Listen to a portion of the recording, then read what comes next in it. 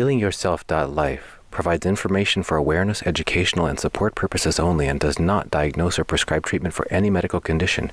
Viewers are encouraged to do their own due diligence and consult with their own medical caregivers before making personal treatment decisions.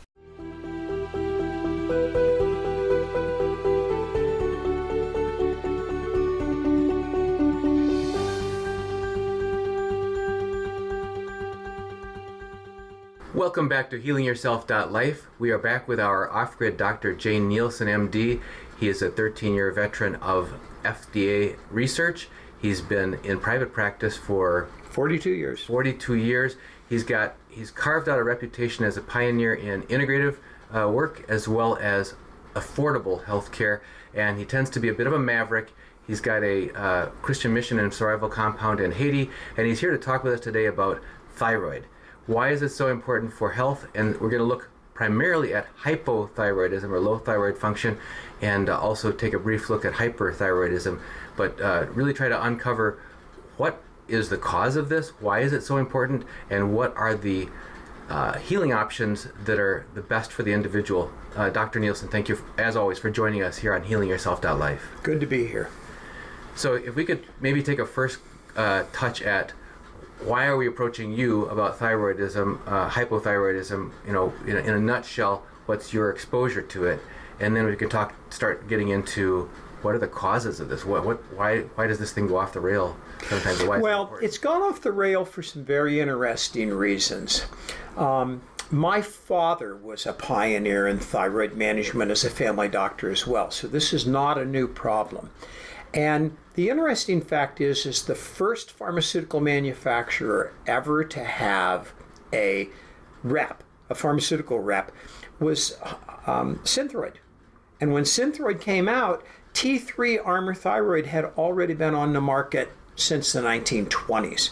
It and Premarin, pregnant horse urine, are the two oldest hormones available, because they were both made from animals and you didn't have to know how to synthesize. And so Armour already had 100% of the market. And Synthroid came out, and they needed to be able to prove to doctors that they needed to move on into the space age. And so these guys showed up, PhDs in biochemistry or pharmacology with tape on their glasses and a pocket liner, true geeks, okay? Very, very well educated. And their job was to explain to doctors that T4 makes more sense than T3 because this is pure, we know the dose, there's no problem, dose-to-dose variability, all of the problems that we always had with Armour Thyroid.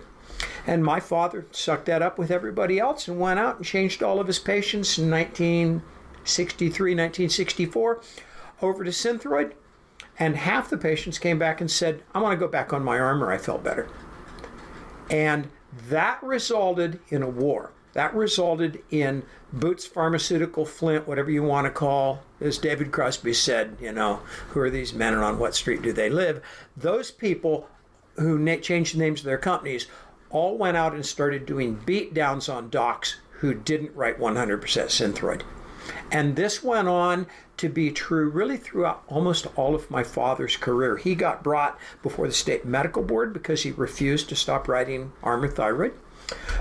He was a member of the state medical board. He was the District 5 representative of the state medical board prior to that. None of that counted. They still came after him for that. And there was a point by about 1975, 1976, where you couldn't get Armour Thyroid, and the company actually started carrying a very short list of doctors in the country that would write it. And so this happened at the same time as EDTA cured heart disease, and cortisone and birth control pills cause Candida. And as a result, the yeast, the lupus, the thyroid, and the chelation created alternative medicine. That's how alternative medicine doctors came out. That's why they were called alternative, is because they were doing things that traditional docs would not recognize, and the big alternative was T3 thyroid. So this is the background of how we've arrived at this situation where if you go into an endocrinologist, you're only going to get one test, TSH. If you are abnormal, and God help you that an endocrinologist will treat you if your TSH is abnormal. They tend to really be very slow to treat. And I'll show you research on that today. Then you're only going to get Synthroid. And if you come in talking about Westhroid, Naturethroid, Armor, any of the T3 products, you're going to get a beat down from your doctor. And that's created a countercultural belief. Now, it's interesting because that has resulted in T3 thyroid being called natural thyroid. And I don't really get that discussion. And I've said this to many, many patients over 42 years. We use bioidentical estrogen, estriol, estradiol, estrone, bioidentical progesterone. It's made from the Mexican yam, and a chemist turns it into exactly bioidentical human hormones. And we don't believe in Premarin, which is just dehydrated pregnant horse piss, okay? We don't call conjugated estrogens Premarin, natural estrogen, okay?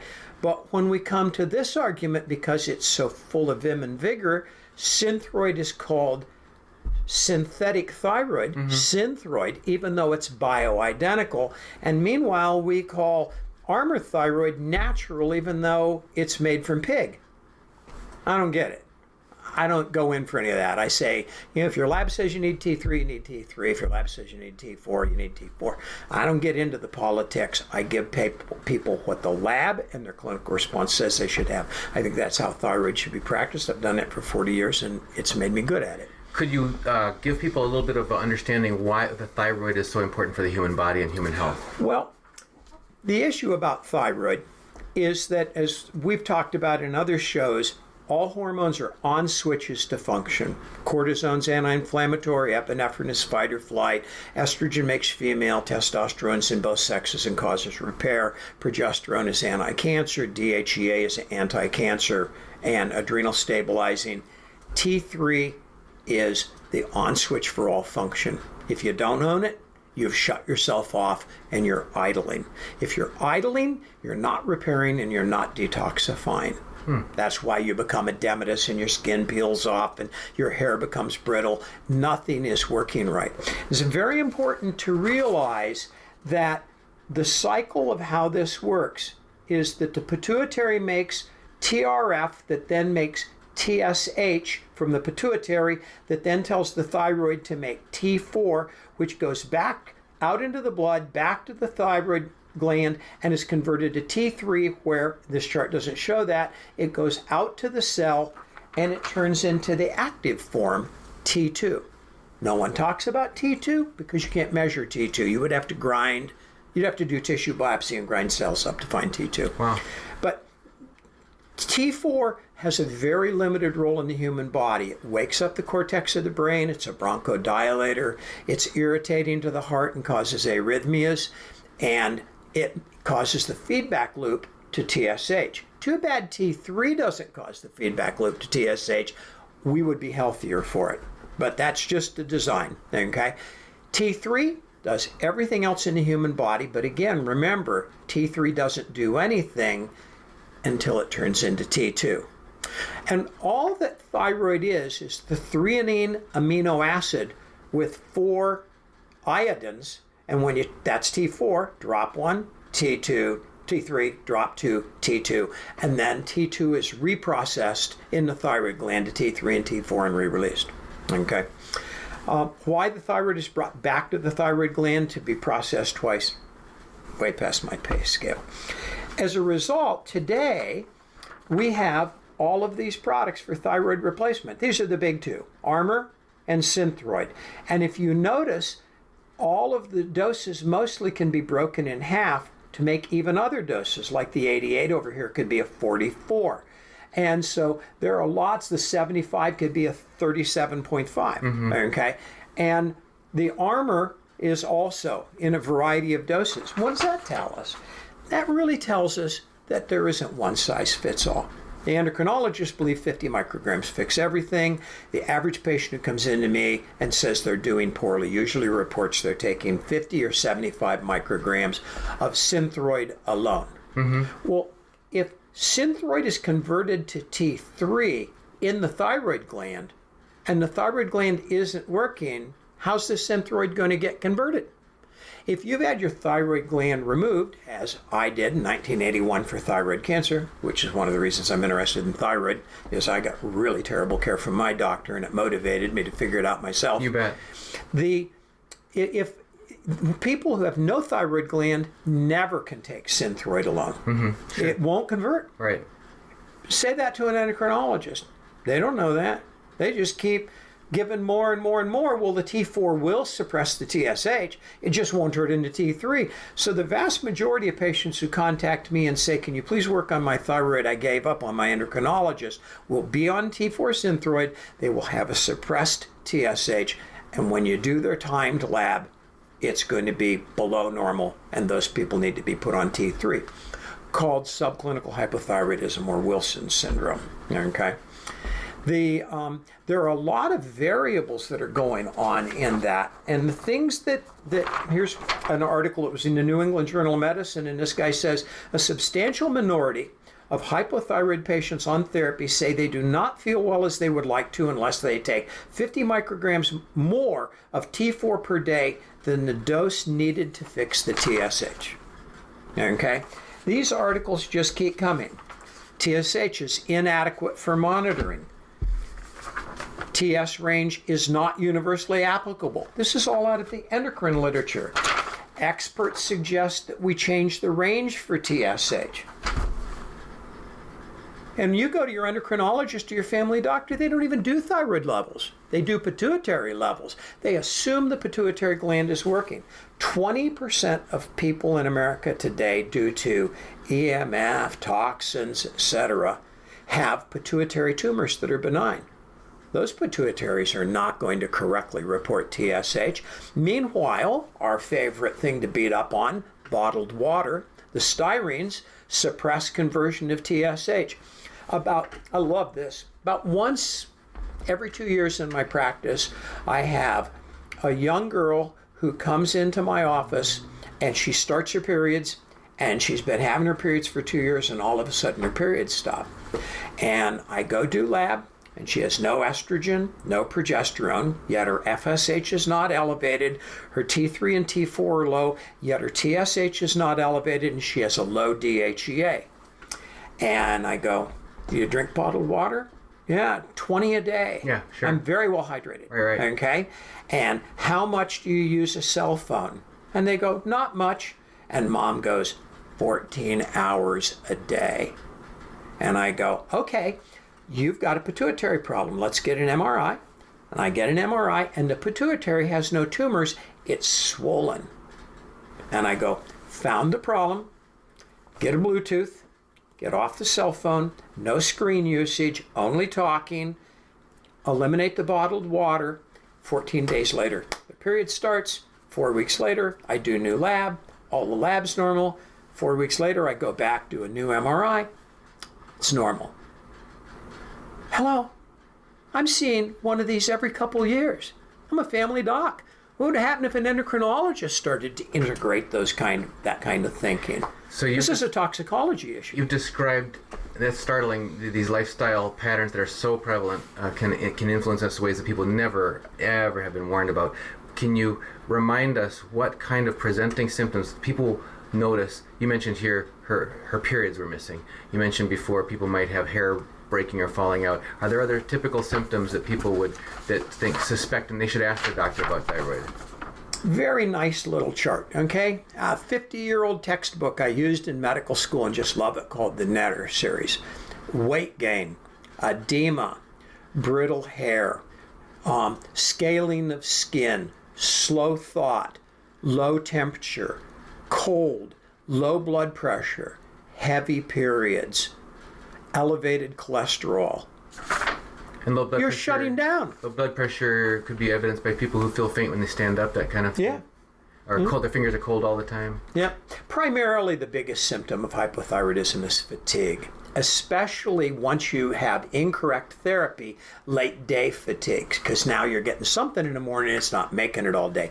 People who are undertreated tend to at least get something out of their penny ante dose, and then they fall apart again. So late day fatigue is a sign of a number of thyroid factors that I have to deal with in my practice. Low thyroid function is called properly hypothyroidism. Hypothyroidism, and high thyroid function is hyperthyroidism. Is there any difference between hypothyroidism and Hashimoto's disease? Well, Hashimoto's disease is an autoimmune disorder of unknown cause, although we will hit that in our closing of this discussion, in which the thyroid gland is inflamed and enlarged and has antibodies against itself. And Hashimoto's is going to go through a hyperthyroid phase where it makes too much thyroid, then burn out the thyroid and become normal, which is when the endocrinologist will say, thank heavens that's over, and head right into hypothyroidism. Okay, so you got the full gamut.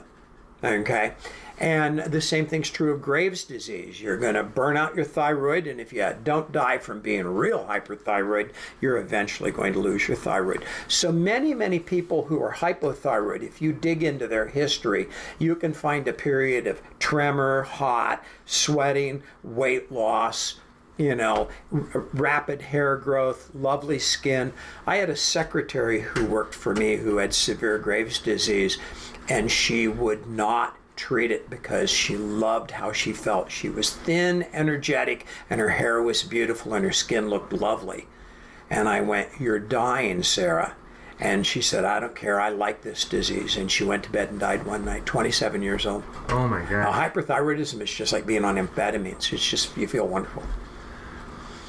Causes, briefly before we get to treatment, so causes hopefully will imply prevention. You talk about don't drink bottled water, don't be holding a cell phone up to your head, other things that people can do. And you said this has been around for a long time. This has been around before bottled water or cell phones, if your dad was dealing with it back Sure. in. So. Well, the big cause is, and I had some research on this, and I tried to dig it up, and I couldn't find it.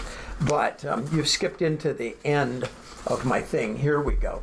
It's a bunch of things really quickly to go through cause. The number one cause of hypothyroidism is multiple pregnancy. Hypothyroidism in nuns is relatively uncommon. You had me going on that when you said your hair is lush, the skin looks great, because I was thinking, my wife, we've had 5 children, right. And in pregnancy, oh wow, yeah. She just bloomed and blossomed. Of course, she's full estrogen and progesterone, which helps too. Okay, all right. But your metabolism is increased because you got to feed this baby. All right. Okay. And so there are a lot of variables in that. Here's a new one that was just published 2 weeks ago, that selenium reverses Hashimoto's. Wow. Which was interesting. Here is an article that was published a few years ago showing that fluoride causes Hashimoto's.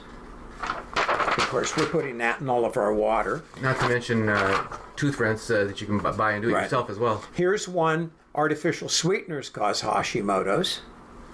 Okay. This is an issue. You see a lot of people who their thyroid gets messed up, so they decide to load a lot of iodine. Yeah. I'm not a big fan of that. It screws more people up than it fixes. I tell people you really want to try other things. Here's one that screws up the baby. Okay. Here we go. Here's published research that polyvinyl chlorides, PVCs, and PFCs cause hypothyroidism and cancer. So the new low-cost, high-speed way of building houses is to use plastic tubing for all the water pipes in the house instead of copper pipes or whatever. So, PET. Yeah. PET tubing. Yeah, bad idea. All right. We went from lead pipes to copper to PVC and now to PET. And we've gone all the way back full cycle. We would have been better off stay back at copper. It's still the right way to plumb. Mm-hmm. Yeah. So from a prevention standpoint is reducing exposure to all of those things that you just mentioned. If you've already got the symptoms that you mentioned of low thyroid, you recommend people do what in terms of considering testing and then determining, okay, of course, well, treatment? Your primary testing is that you want to check all your hormones first of all. So anytime anybody comes to me for thyroid, I'm going to check estrogen, progesterone, DHEA sulfate, testosterone. I'm going to check parathyroid hormone if I have a reason to, for bone metabolism, because it is in the back of the thyroid gland, and therefore it can be coexistent, especially in malignancy. And then I'm going to check a free T3 and a free T4, and then I'm going to go into my pituitary hormones: TSH for thyroid, ACTH for cortisol, PTH for parathyroid, LH or FSH for the sex organs, and make sure that the entire endocrine system is working. Plus, you have simpler things to do. Take your temperature, basal thermometer, that pregnancy preparation thermometer that only does the narrow range, and you do that before you get out of bed and before you have to shake the thermometer down the night before. You put it under your tongue and you record it before you become active. That's called a basal temperature. People who are hypothyroid are commonly best titrated to the correct thyroid dose by fixing their basal temperature, not their lab. And sometimes you'll see patients who all their thyroid tests are in the middle of normal. Well, the problem is if normal thyroid is 0.8 to 1.8, don't we need to know whether or not when I was healthy and before I was pregnant, I was 1.7 or 0.81? Because if I was 1.7 and now I'm 1.1, I'm hypothyroid. But if I was 0.85 and now I'm 1.1, I'm hyperthyroid. And so we never encourage people to do baseline labs when they're healthy. I commonly do that to patients. I see your point. So the reference range is so wide. Very wide. It's not individual. It's some kind of an average. Right. And so if this person has low temperature and you give them thyroid and they're clinically improved and their temperature improves, that's your definition that you successfully treated them, not what their TSH or their labs are. The second problem you run into, other than the fact that doctors only do TSHs, is if they do by some miracle actually end up doing thyroid levels. It's more common for family docs to do thyroid levels than endocrinologists. But if they do manage to do it, they'll only do a T4. If by some miracle they do a T3, they'll make them random. So the patient will take their thyroid in the morning, and one time they'll go into the lab an hour later, and the next time it's after work and they go at 5. Well, every time that they go in at 9 in the morning, their level will be high, so the doctor will lower it. And then the next time they'll go in at 5 in the evening, and it'll be really low, so they'll take it up. And as patients come in and they say, my doctor can't find a dose, and I go, no, he can't find a time of day to test. I make all of my patients do all of their endocrine tests 6 hours after they take their dose. And so I don't even really care when they get up. I just make it 2 p.m. I just want it to be consistent.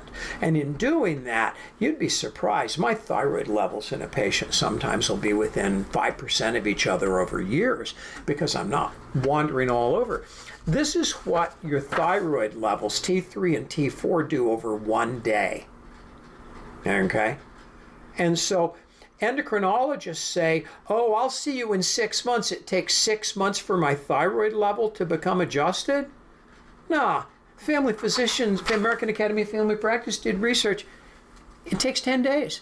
They're just getting rid of you. They don't want to treat you. They don't want you to have anything. So if they can at least delay your care for a few years, it's like some kind of moral victory to them. I don't understand endocrinologists. I don't know why they went into the field when they're not interested in the base material. And then you've got this issue of interaction. Here's research showing that cortisol, growth hormone, progesterone, and T3 are all interrelated. Here's one that's going into the role of cortisol. And so if you are having a really stressful day and you go to the lab for your thyroid, have a nice day. It's not going to be accurate. Here's one on DHEA. The only one I could ever find was an effect in rats. Okay, so my rats are getting better care than I am. Okay. And then you've got all of these issues. If you're taking Prilosec or Zantac or one of the acid suppressors, your thyroid's not going to absorb.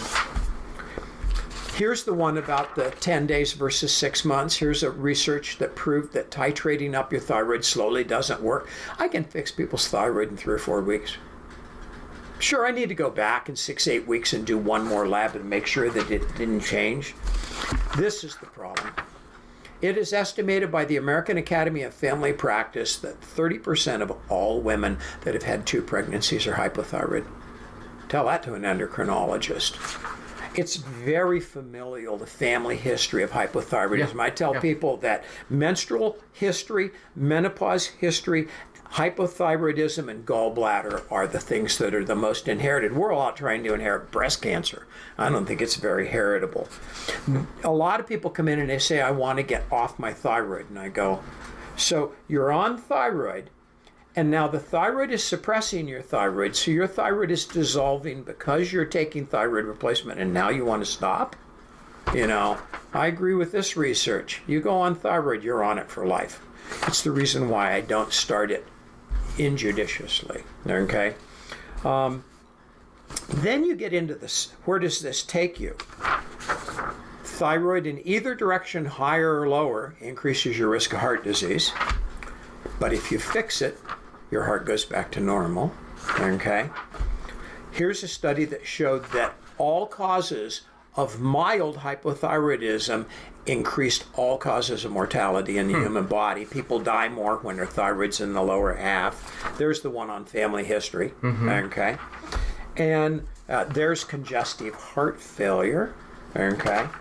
And interestingly, they went out and tried to find risk factors, because your endocrinologist will say, don't take too much thyroid because it'll cause osteoporosis.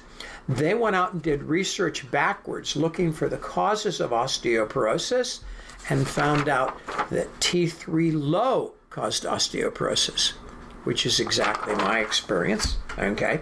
And of course, everybody's out there taking a statin, and low thyroid causes high cholesterol. It's a mess. Then you get into the next problem. You got patients come in, they're on Synthroid, and I do my lab, and their T4's up, their TSH is down, and their T3's terrible. So I can go ahead and take them off of T4 and put them on only T3.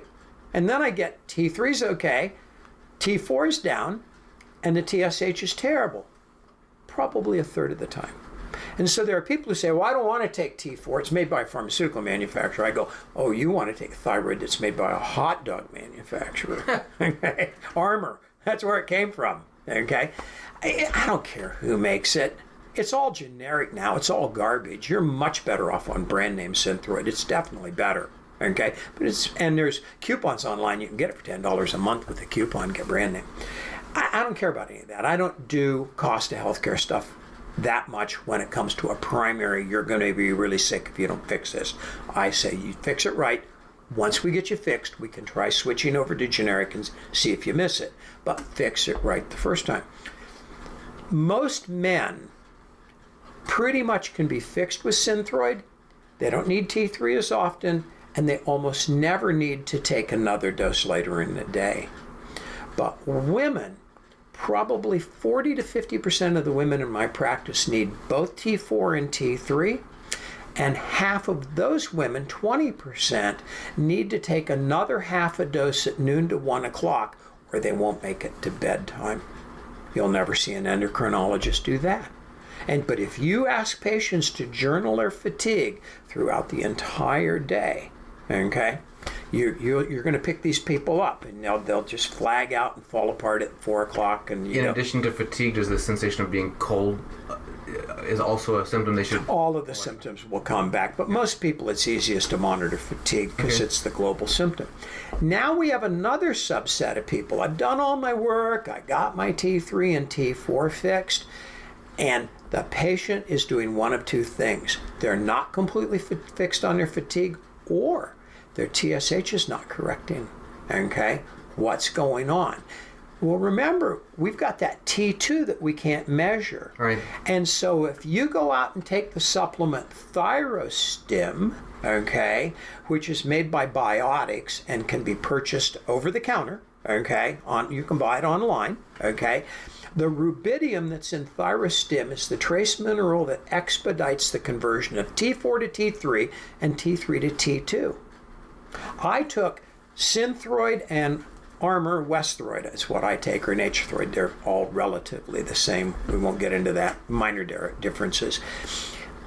From the time of my thyroid cancer, once I got myself regulated and realized I needed both of them, I was fine. And all of a sudden, about 4 years ago, my TSH went up, my T4 went up, my T3 went up. And I went, what the heck's going on? I went, I'm not converting. And so artificial thyroid replacement is depleting your rubidium. And I went on Thyrostim, and by 11 o'clock the day I took my first 2 Thyrostim, I was fine. Went back, checked my lab 2 weeks later, went right back to normal. Now I'm on Thyrostim. And so all of these variables are out there that are affecting each other. And as we started out, we said, I'm not going to fix somebody's thyroid if they have PMS. I'm going to give them progesterone. Fix their PMS, retest their thyroid. Probably 20% of them end up going back to normal. I'm not going to fix somebody who's menopausal. I'm going to fix their estrogen, progesterone, DHEA. About 30% of the time, those people go back to normal thyroid function. Thyroid should be the last thing that you fix because it's frequently secondary to everything else. Cortisol's the same way. If you're missing a Addison's disease, mild Addison's disease with mild hypoadrenalism, and they don't have cortisone, their natural endogenous cortisone, all your other stuff will all be off. And you go in and give those patients a little bit of adrenal support. It doesn't even have to be cortisone. You can give them ashwagandha and a bunch of the herbs that help adrenal support, and all of a sudden the thyroid stabilizes. And so this concept, you go into an endocrinologist and you're diabetic and you say, hey doc, how's my thyroid? They go, that's another visit. I don't do two organs at one time. I don't not do all the organs at one. I do them all at the same time. I couldn't imagine that answer. Oh no, I want to get the blinders on and get as narrow as possible. And this is why the endocrinologists are struggling with hypothyroidism. You did mention that it affects women more than men? Yes, because of pregnancy. When men get hypothyroidism, they're usually going to have had thyroiditis, or they're going to have had a severe virus that wiped out their thyroid, and the onset of their disease will usually be when they're younger. You won't see a man develop hypothyroidism at 50 or 60. They usually are being diagnosed by 20, 25, 30, and it's not nearly as common. Or they had thyroid cancer and had their thyroid removed. You also mentioned hyperthyroidism in passing, that can actually be, for example, with Hashimoto's, you can actually go through a phase where it actually overtaxes your thyroid, and then your thyroid ends up underperforming afterwards. And here's Netter's other famous diagram. Tremors, hot, sweating, weight loss, absent periods, beautiful hair, lovely skin, heart arrhythmias and palpitations, muscle loss. It's and the interesting thing is, like I said, sure, you may not be able to sleep at night, you may have palpitations, but boy, are you getting a lot done at work. It's like being on amphetamines, except for you don't get used to them the way you would amphetamines, And so, which is why my secretary decided to kill herself with it, because she just loved how she felt. But there are people who feel very bad when they're hyperthyroid because they're having panic, anxiety. Your cortisols are just revving. Your adrenaline is high. Yeah, you drink a cup of coffee and your heart rate goes up and you get out palpitations. That's a very difficult problem to treat. Traditional endocrinologists will offer you tapazole, methimazole. These are drugs that poison the thyroid gland and turn it off. They work quite well. Unfortunately, they cause liver cancer, and people are kind of getting away from them. So the next thing they offer you is, let's let you be hyperthyroid and let's block your adrenaline with Inderal or Corguard. And so you're just staying sick, but you feel better. When that fails, they go, okay, let's give you radioactive iodine, and if we give you the right dose, we'll knock you back down to normal by half killing your thyroid. What do you think a half-killed thyroid's going to do in 5 years? It's going to die, because it's like trying to hit a fly with a sledgehammer and knock it unconscious instead of killing it. You're not going to make it. You can't calculate that. And when they gave me my radioactive iodine for my thyroid cancer, they wiped out my testosterone. You know, these things hit all the endocrine organs. They're like chemotherapy. They just wipe out the endocrine tree. There's another cause of all of these hypothyroidism. Very, very common for patients in chemotherapy to develop fatigue. Yeah. And it's because it wiped out their thyroid. And the oncologists are not looking. Okay? Literature's full of the endocrine toxicities of chemotherapy. And there are a lot of drugs, you know, all of the bipolar drugs, they all cause hypothyroidism, Tegretol and lithium and et cetera. You know, there's a lot of toxic drugs that hit the thyroid. So you've provided a lot of insights and information. If people want to seek out a doctor who, like yourself, does more of an integrative approach, any tips on how people can find one? Yeah, well, you want to find a good integrative physician who's doing a lot of bioidentical hormone replacement. A guy who's doing bioidentical hormones is going to be doing correct thyroid. This gets back to what you told us in the last interview about sex hormones. Go talk to a compounding pharmacist. Go talk to a compounding pharmacist and ask for the best doc. Okay. Yep, that's how you find them, because wherever you are. Because we started to notice a pattern of, when we do interviews with you, that people have a sincere need, and they say, I don't know where to start. I don't know where to go. They ask for your address, and you can't serve the whole world, so right. So this helps give them a pointer where they can find someone closer to them. Right. Any other closing thoughts about hypothyroidism, hyperthyroidism, Hashimoto's, prevention, healing?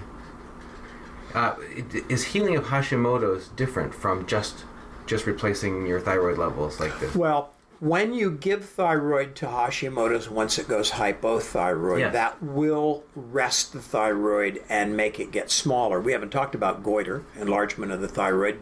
Thyroid gland's trying to keep up and it can't make it, so it makes itself bigger and chokes you off, and you get a big neck mass. We didn't talk about that. That goiter would go away when you give thyroid replacement. But about the only thing that we saw in there that was really nutritionally stabilizing Hashimoto's was selenium. And taking selenium seems to turn that down. But mostly that's about, my management, interestingly, we didn't talk about my management of hyperthyroidism. Everybody wants to give what I call total body therapy. I'm going to take this drug for my thyroid and it's still going to treat my left thumb because it goes everywhere. I compound with custom compounding pharmacies topical lithium and put a microscopic dose, or take that tapazole that causes liver cancer and give 1/100th of a dose right on the thyroid gland through the skin. Works like a charm. And so you can get rid of 95% of the dose of your tapazole and get out of your hyperthyroidism until it turns itself off. You know, you can take oral lithium in very small doses. If you are bipolar, your lithium dose might be, 30, 40 milligrams 3 times a day. 5 milligrams 3 times a day will turn hyperthyroidism on. Done it many times. Works very well. You can just titrate it right back when it starts doing better. There are a lot of good tricks. And, everybody looks at the docs to the answers. I got to tell you, my compounding pharmacist knows as much medicine as I do. He's a scary smart guy. I always tell people, most of my patients, once they go to their compounding pharmacist for their compounds, switch all their prescriptions over there because the compounding pharmacist spends so much more time with you, educating you and thinking about everything. Regular pharmacists are pill counters. You've seen their pace. They're all frantic back there behind their counters, printing labels and stacking up thousands of bags and trying to make sure they get the right name. You walk into your compounding pharmacist and they're out talking to you about how are the kids, and, they may have just done something for your dog. How's Woofy? Okay? The vets are sending a lot of stuff into the compounders. It's a different world. And I tell people, even if you don't need compounds, think about trying a compound pharmacist as your pharmacist. They're better clinicians.